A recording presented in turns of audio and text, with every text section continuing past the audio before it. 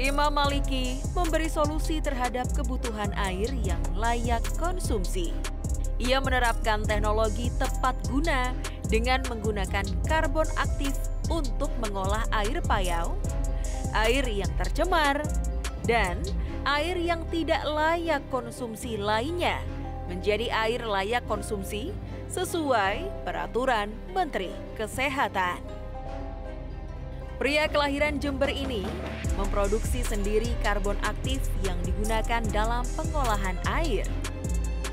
Ia belajar secara otodidak cara pembuatan karbon aktif dan pengolahan air.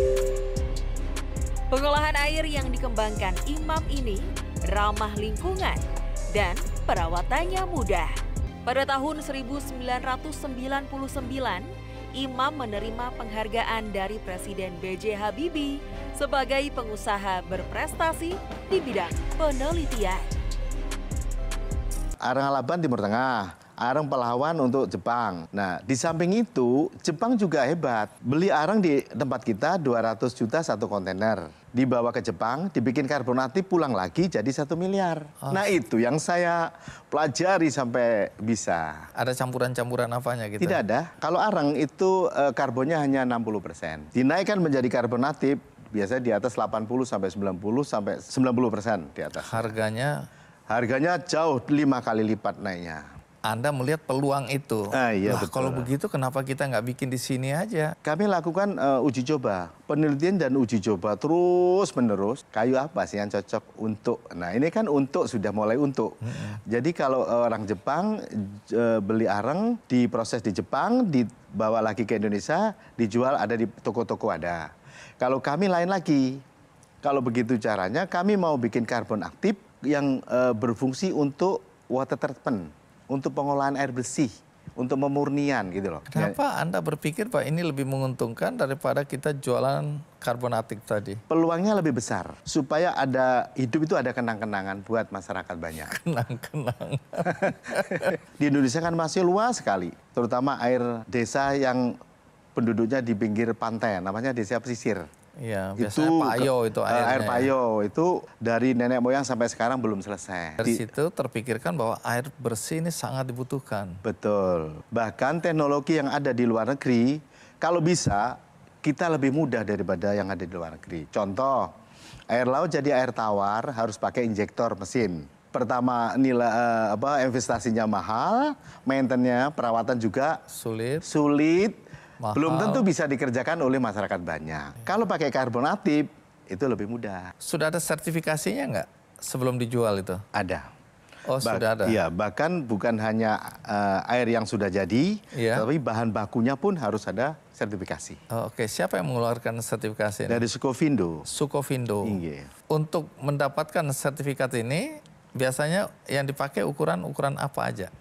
Kalau untuk produk air bersih, pasti Permenkes, Peraturan Kementerian Kesehatan.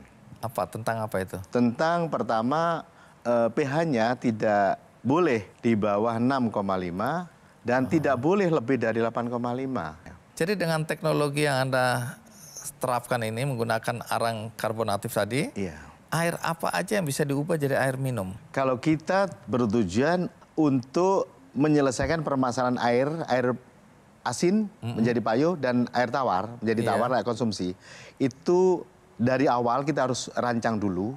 Pertama bahan bakunya, kayunya pun berbeda. Kayu pembuat arangnya. Bahan baku untuk membuat karbon aktif. Itu disesuaikan dengan air apa yang harus disesuaikan. Air laut misalnya. Air laut mau misalnya. Iya. Itu pakai umpama kayu halaban plus ini. Ya. Kuncinya hanya di situ. Oke.